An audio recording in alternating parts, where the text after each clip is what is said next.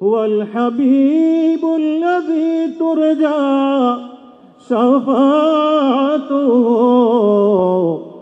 লিকুল্লি হাওলিন মিনাল আহওয়ালি মুকতাহিমি মাওলায়া দাইমান আবাদান আলা হাবিব।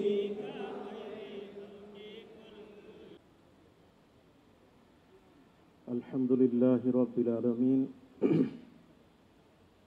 ওয়াসসালাতু ওয়াসসালামু আলা সাইয়্যিদিল আমবিয়াই ওয়াল মুরসালিন ওয়া আলা আলিহি ওয়া আসহাবিহি ওয়া সুলাহাইহি ওয়া আহলি বাইতিহি ওয়া আউলিয়াই মিল্লাতিহি ওয়া উলামাই উম্মতিহি আল্লাযীনা আমানু ওয়া কানু ইয়াত্তাকুন। আমাদের সঞ্চালনায় যে বিষয়টি আপনাদের সামনে উঠে এসেছে, বিষয়ে আপনারা অবগত হয়েছেন।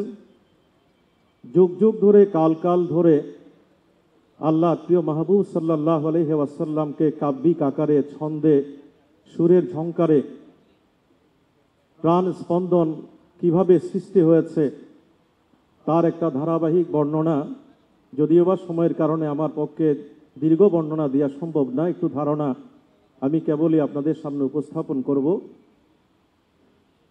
আমরা জানি প্রাক ইসলামী আরব যুগ, আল্লাহর হাবিবের আগমনের প্রাককালের যে সময়কাল, ইতিহাসে প্রাক ইসলামী আরব যুগ নিয়ে নানা ধরনের ব্যাখ্যা আছে।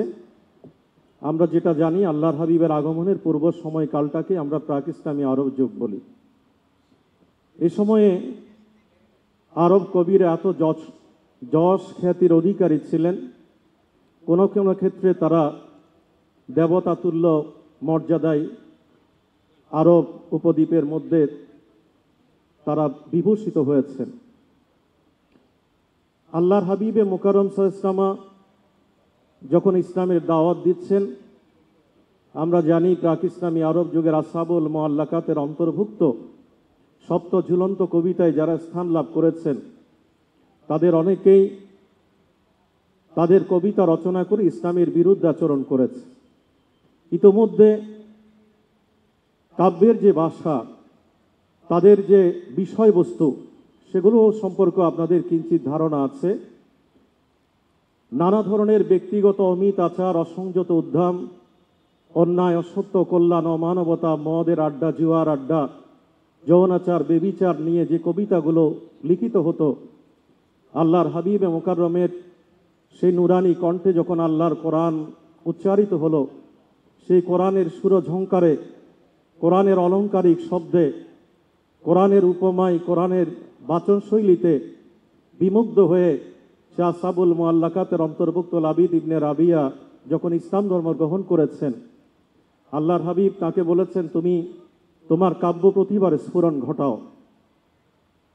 লাবিদ ইবনে রাবিয়া বলেছেন, ইয়া রাসূলুল্লাহ, যেখানে আপনি আছেন, যেখানে আমি কোরআন পেয়েছি, কোরআনের মধ্যে সব কিছু রয়েছে, অতএব আমি আমার এই কবিতা রচনা করতে চাই না। আল্লাহর হাবিব বলছেন, তুমি ইতিমধ্যে প্রাক ইসলামী আরব যুগের যে জীবনাচার, যে লাইফস্টাইল, সেটাকেই তুমি তোমার কবিতার মধ্যে সেই জীবনবোধকেই তুলে আনতে। আমি তোমাকে অনুরোধ করব, তুমি ইসলামের পক্ষে, তোমার নবীর পক্ষে, কোরআনের পক্ষে এখন তুমি কবিতা রচনা করো। এভাবে সমকালীন আরবের কি করছেন, আমাদের সাউন্ডটা ঠিক নাই, এবার আমি বুঝলাম না, এটা নিজেই তো পাচ্ছি না। সব বাড়ানোর ব্যাপার না, অ্যাডজাস্টমেন্টের ব্যাপার আছে। জুহাইর ইবনু আবু সুলমা, এখানে আমি যদিও বা ইতিহাসের ছাত্র, আমার অত্যন্ত প্রাজ্ঞ এই বিষয়ে, আরবি ভাষার পণ্ডিত, যারা প্রতিনিয়ত ক্লাসে আরবি নিয়ে, আরবি ভাষা নিয়ে কাজ করেন, আমার অত্যন্ত প্রিয় সহকর্মী, আরবি বিভাগের অধ্যাপক প্রফেসর ডক্টর মোহাম্মদ জাফরুল্লাহ সাহেব রয়েছেন, তিনি একমত হবেন। আসহাবুল মুআল্লাকাতের অন্তর্ভুক্ত জুহাইর ইবনু আবু সুলমা, তার দুজন সমকালীন পুত্র বিখ্যাত কবি, একজন হচ্ছে বুজাইর, একজন হচ্ছে কাব ইবনু জুহাইর। বুজাইর যখন ইসলাম ধর্ম গ্রহণ করলেন নবীর কদমাই শরীফাইনে এসে, তখন কাবকে আহ্বান জানালেন তিনি যেন আল্লাহ নবীর কদমের মধ্যে এসে তার ইতোমধ্যে রচিত কবিতার জন্য ক্ষমা চেয়ে যেন ইসলাম ধর্মের সুশীতল ছায়াতলে আশ্রয় গ্রহণ করে। কিন্তু দেখা গেল কাব সেটি প্রত্যাখ্যান করে বুজাইরকে নিন্দাপাত করে হিজা রচনা করে তিনি মদিনার মধ্যে কবিতা রচনা করে পাঠিয়েছেন। ইতোমধ্যে আল্লাহ নবীর নেতৃত্বে তার মৃত্যুদণ্ড ঘোষিত হলো। সেই মৃত্যুদণ্ডের আদেশ নিয়ে তিনি যখন ইতস্ত বিক্ষিপ্তভাবে অ্যারাবিয়ান পেনিনসুলার বিভিন্ন জায়গায় ঘুরে বেড়াচ্ছে, তখন সর্বশেষ বুজাইর তাকে আহ্বান জানালেন যে তুমি রসুলে পাক সাল্লাল্লাহু আলাইহি ওয়াসাল্লাম ক্ষমার মূর্ত প্রতীক, তুমি তার কাছে এসে তুমি ক্ষমা চেয়ে ইসলাম ধর্মের সুশীতল ছায়াতলে আশ্রয় গ্রহণ করো।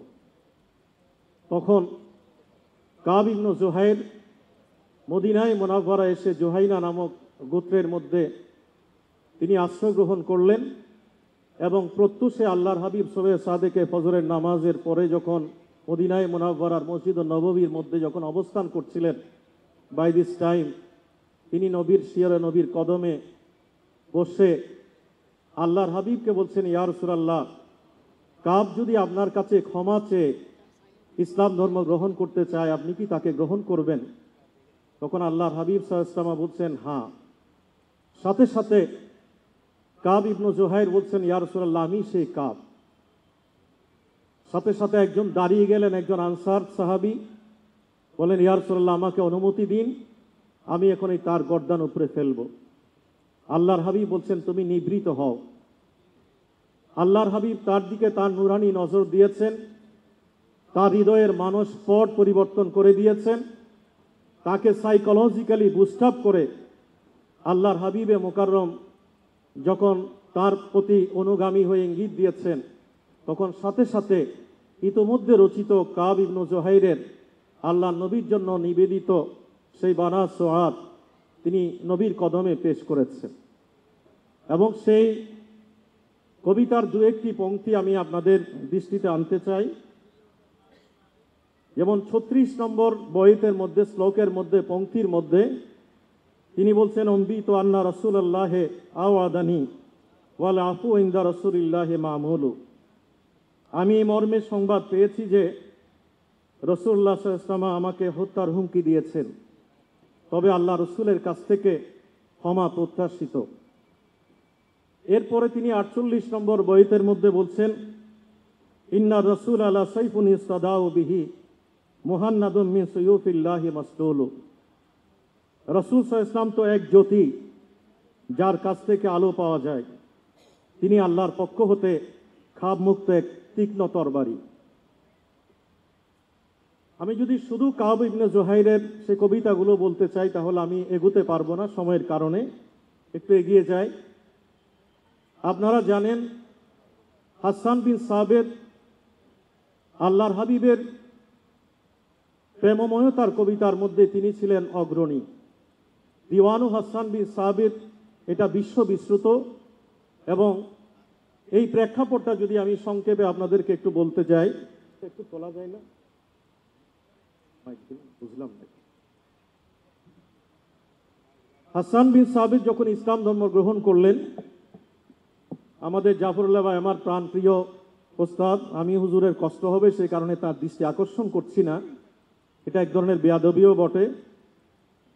যার অশ্রুসিক্ত নয়ন যুগলে আমরা মোকাদ্দাম মুসলিম পড়তাম, আজকে অনেকগুলো বছর পরে একই মঞ্চে বসে আমি যখন একটু দূরত্ব বজায় রেখে আদবের কারণে বসতেছিলাম, হুজুর আমাকে বলেন যে বাপ ছেলে অনেকগুলো জায়গায় বসা যায়, এটা একটা ইবাদতের জায়গা, আমরা পাশাপাশি বসি। আমি প্রসঙ্গক্রমে আল্লাহর কাছে আমার প্রাণ প্রিয় এই ওস্তাদ আল্লামা ওসি রহমান সাহেব কেবলা মুদ্দাজিল্লুহুল আলীকে আল্লাহ হায়াতে তৈবা তবিলা নসিব করুন। হাসান বিন সাবিত তার আরেকটা উপাধি হচ্ছে তিনি মুহাদ্রাম কবি। একদিকে তিনি প্রাক ইসলামী আরব যুগের কবি ছিলেন, আবার ইসলাম গ্রহণের পরে তিনি ইসলামের কবি হয়েছেন, যে কারণে ইতিহাসের ভাষায় আরবি ভাষায় তাদেরকে মুহাদ্রাম কবি বলা হয়। তো তো দিওয়ানু হাসান বিন সাবিতের এই প্রেক্ষাপটে আমরা দেখি আল্লাহর হাবিব তাকে বলছেন, ও হাসান, তুমি কবিতা কেন ছেড়ে দিয়েছো? হাসান বিন সাবিত বললেন, ইয়া রাসূলুল্লাহ, যেখানে আপনি নবী আছেন আমি কবিতা দিয়ে কি করব? আপনি নবীর কদমে আসার আগে আমার কাব্যখ্যাতি আমাকে যশ দিয়েছে, খ্যাতি দিয়েছে, আমাকে দেবতুল্য মর্যাদা দিয়েছে, কিন্তু আমি সব কিছুতে আপনার পায়ের তলে পিষ্ট করে দিয়ে আমি ইসলামকে গ্রহণ করেছি, আমি কবিতা ছেড়ে দিয়েছি। তো আল্লাহর হাবিব বলছেন, ঠিক আছে, তোমার মধ্যে যে সহজাত কাব্য প্রতিভা আছে সেটার স্ফুরণ ঘটিয়ে তুমি ইসলামের পক্ষে, তোমার নবীর পক্ষে তুমি কবিতা লিখো, যেন কাফের মুশরিকদের নিন্দা এবং তাদেরকে বর্ষার অগ্রভাগের তীরের মতো যেন বিদ্ধ করা যায়।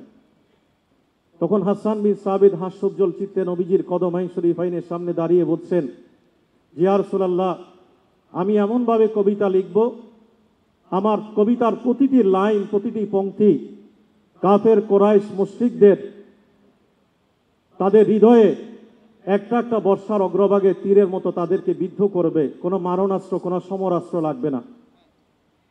তখন আল্লাহর হাবিব খুশি হয়ে, প্রীত হয়ে, তাকে অনুপ্রাণিত করে কবিতার দিকে তিনি বলেছেন, ঠিক আছে, তুমি কবিতা লিখতে থাকো, রুহুল কুদুস অর্থাৎ জিবরাইল তোমার সহযোগিতায় রয়েছে। হাসান বিন সাবিত কে আল্লাহ রসুল চমৎকার একটা প্রশ্ন করেছেন এখানে, বলো হাসান, তুমি যদি কোরাইশদের বিরুদ্ধে কবিতা রচনা করো তাহলে আমি তো কোরাইশি, আমার গায়ে কি একটু বিদ্ধ হবে না? তখন হাসান বিন সাবিত বলেন, ইয়া রাসূলুল্লাহ, মতিত আটা থেকে একটা চুল থাকলে সেটা যেভাবে সূক্ষ্মভাবে বের করে নেওয়া হয়, ঠিক অ্যাকর্ডিংলি একইভাবে আমি আমার কবিতার প্রতিটি বৈত দিয়ে, প্রতিটি শ্লোক দিয়ে আমি কোরাইশদের মৃত্যু বান ডেকে আনবো, কিন্তু সেই জায়গায় আপনি নবীর গায়ে যেন একটা আঁচড় না লাগে, ওই মতিত আটার মধ্যে চুল যেভাবে বের করে ঠিক ওইভাবে আমি আপনার শান ও মানকে বের করে নিয়ে আসব। তো তিনি খলিকতা মুবাররান এই টাইটেলে যে কবিতাগুলো লিখেছেন সেখানে আমরা দেখি এইভাবে আল্লাহর হাবিবের দৈহিক ও চারিত্রিক মাধুর্যের বর্ণনায় তিনি বলছেন, ও আহসিনু মিন কালাম তারা কাত্ত আইনি ও আজমালু মিন কালাম তালিদিন নিসাউ। হে রাসূল, আপনার চেয়ে উত্তম কোনো ব্যক্তি আমার নয়ন কখনো অবলোকন করেনি এবং কোনো নারী আপনার চেয়ে সুন্দরতম সন্তান প্রসব করেনি। এরপরে তিনি বলছেন, খলিকতা মুবাররান মিন কুল্লি আইবিন কাআন্নাকা কাদ খলিকতা কামা তাশাউ। প্রত্যেক দূষণীয় চরিত্র হতে অবমুক্ত হয়ে আপনি সৃজিত হয়েছেন, যেন আপনার চাহিদা মাফিক আপনাকে সৃষ্টি করা হয়েছে। আগারু আলাইহি লিন নবুওয়াতে খাতামুন, এই টাইটেলে তিনি যে কবিতাগুলো লিখেছেন তার দু একটি বইত আমি আপনাদের দৃষ্টিতে আনতে চাই। আগারু আলাইহি লিন নবুওয়াতে খাতামুন মিনাল্লাহি মাসউদুন ইয়ালুহু ওয়া ইউশহাদু। তিনি মুহাম্মদ সাল্লাল্লাহু আলাইহি ওয়াসাল্লাম সৎ কর্মপরায়ণ, সমুজ্জ্বল ব্যক্তিত্ব, নবুয়তের সিল তার উপর উদ্ভাসিত, যা আল্লাহর পক্ষ হতে স্বীকৃতি প্রাপ্ত এবং সাক্ষ্য প্রদত্ত। এরপরে তিনি বলছেন, মুয়াজ্জিন প্রত্যেক দিনে প্রতিটি আজানের মধ্যে আল্লাহর সাথে যে নামকে যুক্ত করে উচ্চারণ করেন, মহান আল্লাহ আপনাকে এমন জায়গায় উন্নীত করেছেন। ওয়াজাম্মাল ইলাহু ইসমান নবী ইলা ইসমিহি ইদা ক্বালা ফিল খামসিল মুয়াজ্জিন আশহাদু।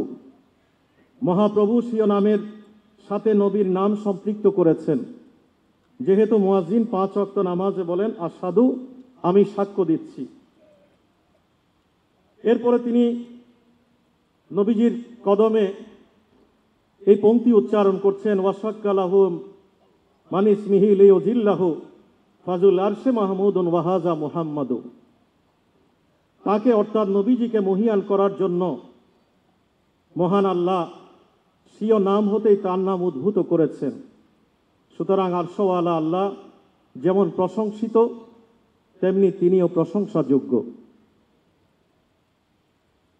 হাফিজ ইমামউদ্দিন ইবনে কাসির তিনি তার তাফসীর কোরআনুল আজিমের মধ্যে 787 পৃষ্ঠায় এবং ইমাম নববীও অ্যাকর্ডিংলি তার প্রসিদ্ধ কিতাব আল ইজাহর 6ষ্ঠ খণ্ডে 498 পৃষ্ঠায়, ইবনে কুদামা আর শারহুল কবিরের 3য় খণ্ডে 495 পৃষ্ঠায় এই ঘটনা উল্লেখ করেছেন।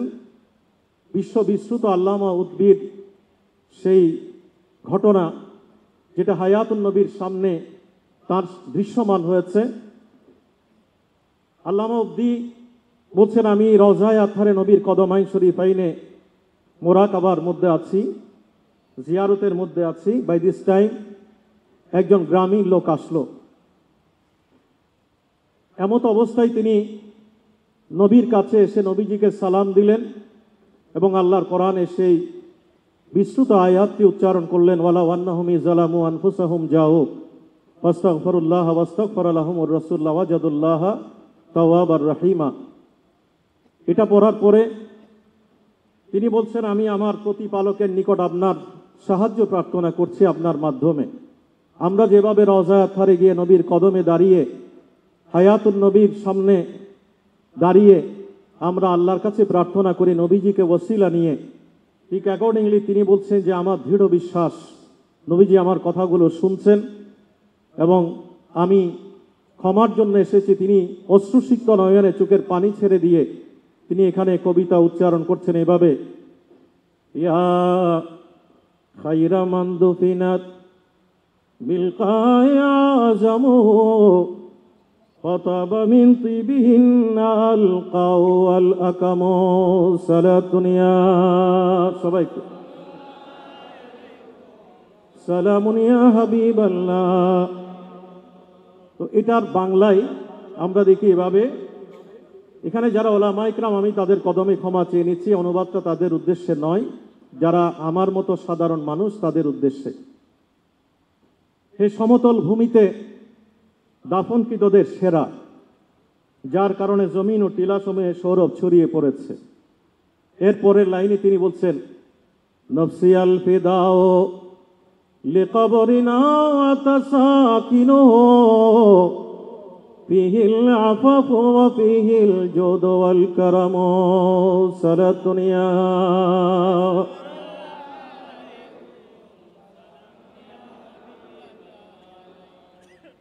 আমার আত্মা উৎসর্গ হোক ওই কবরের জন্য যেখানে আপনি শায়িত আছেন, যেখানে রয়েছে পবিত্রতা, বদান্যতা ও দানশীলতা।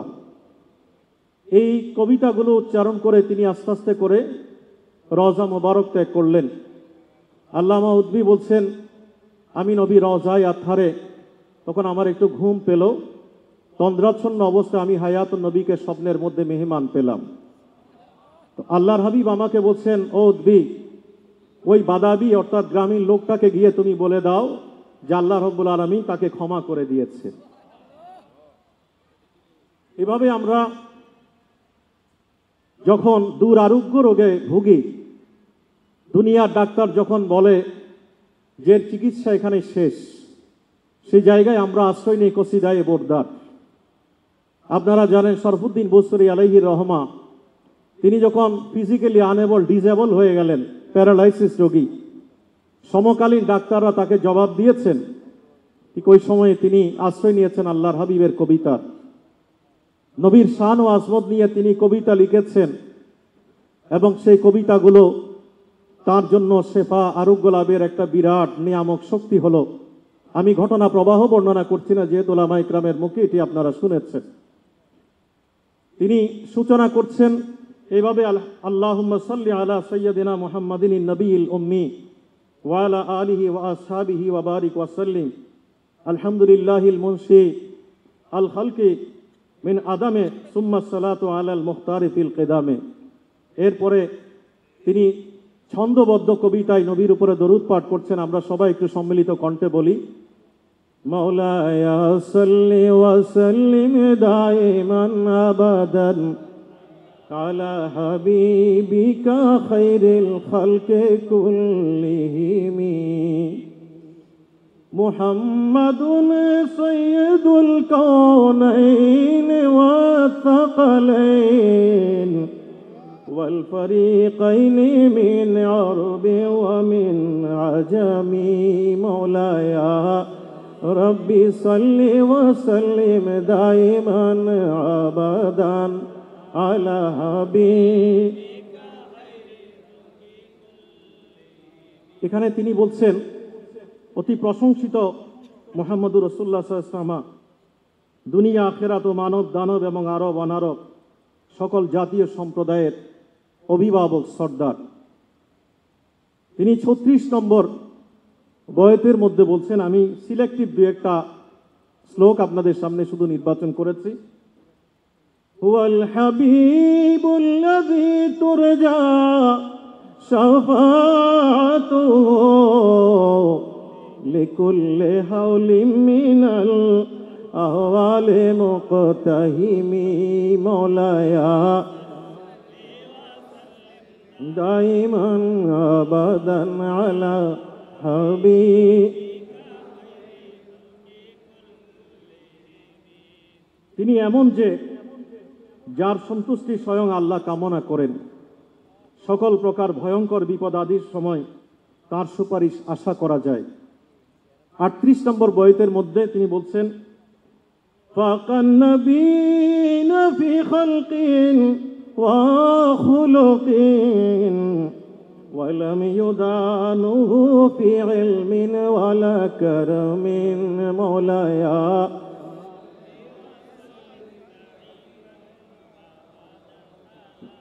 বিকা খায়রিল খালকি কুল্লিহিম ওয়া কুল্লুহুম মিন রাসূলিল্লাহি মুলতামিসুন গরফাম মিনাল বাহরি আও রাশফাম মিনাদ দিয়ামি মাওলায়া রব্বি সাল্লি ওয়া সাল্লিম দাইমান আবাদান আলা হাবিবিকা খায়রিল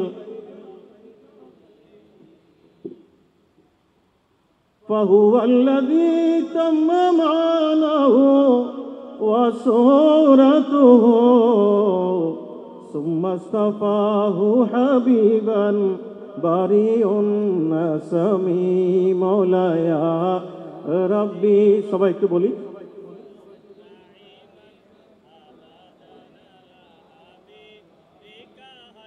আমাকে লোভ সংবরণ করতে হচ্ছে কসিদায়ে বুরদার এত অসাধারণ এক একটা বয়াত আপনাদেরও ভালো লাগবে, হৃদয় সিক্ত হবে। আমি আক্ষরিক অনুবাদও বাদ দিচ্ছি। এখানে সর্বশেষ তিনি মুনাজাতের যে বয়াতগুলো এনেছেন, আল্লামা জালালউদ্দিন আল কাদির রহমতুল্লাহ আলাইহ স্মৃতিধন্য জায়গা। আমরা ছাত্র জীবনে যখন হুজুরের সাথে এখানে মুনাজাতে তার তকরিরে সম্পৃক্ত হতাম, তার সেই সুললিত কণ্ঠে আমরা শুনতাম এভাবে শরফুদ্দিন বুসরির সেই কবিতা, ইয়া আকরামাল খালকি মালি মানে আলযু বিহি সিওয়াকা ইনদা হুলুলিল হাদিসিল আমামি মাওলায়া সাল্লি ওয়া সাল্লিম দাইমান আবাদান আলা হাবিবিকা খায়রিল খালকি কুল্লিহিম। তো এরপরে উপমহাদেশে যার কবিতা, যার প্রেম অনুরাগ কালোত্তীর্ণ, সর্বসময়ের জন্য যার কবিতাগুলো আমাদেরকে মদিনার ফোয়ারা, মদিনার ঝর্ণা ধারার সাথে মুহূর্তের মধ্যে আমাদেরকে মিলিয়ে নেয়, এরকম অন্যতম প্রতীত যশা প্রেমাস্পদ হচ্ছেন আলা হযরত আহমদ রেজা খাঁ ফাজিলে বেরলভী আলাইহি রহমান। আমার পরম শ্রদ্ধা বলিষ্ঠ মুরব্বী, আজকের এই অনুষ্ঠানে স্বাগত বক্তা চেয়ারম্যান মহোদয়, উনি গৌসুজ্জামান তৈয়ব হুজুর কেবলা রহমতুল্লাহ আলাইহির কণ্ঠে আমি যেটা বারবার শুনতাম আল্লামা ইকবালের সে কবিতা, কি মোহাম্মদ সে ওয়াফা তুনে তো হাম তেরে হে ये जहां जो है क्या लौह कलम तेरे हैं, এরকম অজস্র কবিতা আজকে এখানে অবতারণা হয়েছে। আমি একটু সংবরণ করছি, এগুলো উচ্চারণের সময় পাবো না। আমি আলা হযরতের দুই একটা কলির দিকে আমি আপনাদের দৃষ্টি আকর্ষণ করি। হাদায়েকে বকশিসে তিনি 9 নম্বর যে শেয়ারটা নির্বাচন করেছে সেখানে আবার অনেকগুলো পংক্তি আছে। লমিয়াতি নদীর কফি নদরিন মিসলে তো না শুধু পয়দা জানা जगराज कोता जे तोरे सरे चो है तुझे को शहे दूसरा जाना। এখানে তিনি বলতে চেয়েছেন, হে প্রিয় নবী, আপনার ন্যায় ব্যক্তিত্ব কারো দৃষ্টিতে কখনো আসেনি। আপনার সমকক্ষ কেউ সৃষ্টি হয়েছে বলে কারো জানা নেই। বিশ্ব সম্রাটের মুকুট আপনার পবিত্র মাথায় অর্থাৎ শিরেই শোভা বর্ধন করে। আমি আপনাকে দুকুলের অধিপতি রূপেই জেনেছি। এরপরে তিনি বলছেন, আল বাহরু আলা ওয়াল মৌজ তুগা मन बेकस तो पाह सरोबा मन बेकस तो पाह सरोबा मजेदारों में हो बिगड़ी है हवा मजेदारों में हो बिगड़ी है हवा मोरी नैया पार लगा जाना मोरी नैया पार लगा जाना। এখানে তিনি বলেছেন, সাগর উচ্চকিত, ঢেউ উচ্ছ্বসিত, আমি তুফানের সাথে একা বিষণ্ণ সেই রুদ্ররূপের সামনে দাঁড়িয়ে, আমি সমুদ্রের মাঝখানে বাতাস উত্তাল, এই অবস্থায় আমার পারের নৌকা ইয়া রাসূলুল্লাহ আপনি তীরে এনে দেন। এরপরে তিনি বলছেন, ইয়া শামসু নজরত ইলা লাইলি চুবতাই বরসি আরজে বকুনি চুবতাই বরসি আরজে বকুনি তোরে जोत की झल झल जग में रसी मोरी शबने ना दिन हो ना जाना। এখানে তিনি তার হৃদয়ের সমস্ত আবেগ ঢেলে বলছেন সূর্যকে উদ্দেশ্য করে, হে সূর্য, তুমি তো চাঁদের আলোকে ম্লান করে দিয়ে গোটা পৃথিবীকে তুমি আলোক উদ্ভাসিত করে দিয়েছো, কিন্তু আমার মনের সে মলিনতা অন্ধকারকে তুমি দূর করতে পারোনি। তুমি যখন আল্লাহর হাবিবের মদিনায় তৈয়বায় যাবে, যার আলোতে আল্লাহ রাব্বুল আলামিন দিন রাত আদি অন্ত দৃশ্য দৃশ্য গোটা সৃষ্টিকে এনলাইটেন করেছেন, সেই নবীর কাছে গিয়ে বলবে যে আমার দুঃখের রজনী এখনো পোহালো না। এভাবে তিনি আল্লাহর হাবিবের যে অন্যতম হাদিস আমিরে মুআবিয়া রাদিয়াল্লাহু তাআলা আনহু থেকে আমরা পড়ি, ওয়া ইন্নামা আনা কাসিমুন ওয়াল্লাহু ইউতি, এই নিয়ামত যে নবী বন্টনকারী, সেটা তার কাব্যিক ভাষায় তিনি এত চমৎকার করে উচ্চারণ করেছেন, নেয়ামতে বাতে তাজিজ समते वजीशान गया साथ ही मुंशिर मत का कलम दान गया। তিনি বলছেন, মান মর্যাদা শান শওকত ওয়ালা সত্তা রহমতের নবী আল্লাহর নিয়ামত রাজি বন্টনের জন্য যেদিকেই তশরিফ নিয়ে যান, তার করুণা অনুগ্রহের সিদ্ধান্ত লেখার জন্য দলিল লেখক, এখানে মুন্সি শব্দ ব্যবহার করেছেন, নিজের কলম দান উঠিয়ে তার সাথেই তিনি অবস্থান করেন। এরপরে কি অসাধারণ এক শ্লোক, লে খবর জলদ কে গয়ে रो की तरफ ध्यान गया मेरे मौला मेरे आ तेरे कुर्बान गया। হে আমার প্রিয়তম মনিব, আমার প্রতি সহসা দয়ার দৃষ্টিপাত করুন, যেন অপশক্তির প্রভাবে অন্যত্র আমার ধ্যানমগ্নতা চলে না যায়। হে আমার মালিক, আপনার চরণে এই অসহায় উৎসর্গ হতে চাই। दिल है वो दिल जो तेरे याद से मामूर रहा सर है वो सर जो तेरे कदमों पे कुर्बान गया। নেমতে বাউটে তাজিস। এখানে তিনি বলছেন প্রকৃত অন্তর তো ওটাই, যে অন্তরে আপনি নবীর স্মরণে সবসময় উজ্জীবিত থাকে। ওই মাথাই তো মাথা, ওই সেরে সের, যা আপনার চরণে উৎসর্গ হতে থাকে। এবং যারা আল্লাহ নবীর শাফাআতকে অস্বীকার করে তাদের উদ্দেশ্যে তিনি বলছেন যে তুমি এটাকে মেনে নাও, আজকে না মানলেও কিয়ামতের ময়দানে তো আলটিমেটলি তোমাকে মানতে হবে। কি অসাধারণ এক কাব্যিক ভাষায় তিনি বলেছেন, আজ লে উনকি পানা आज मदद मांगूं से फिर न मानेंगे क़यामत में अगर मान गया नेमते बाटे ताजीस। আমার মনে হয় আর 4 মিনিট আছে মাত্র, খুব দ্রুত সময়টা চলে যাচ্ছে। তিনি 27 নম্বর যে কবিতাটা লিখেছেন হাদায়েকে বকশিসের মধ্যে,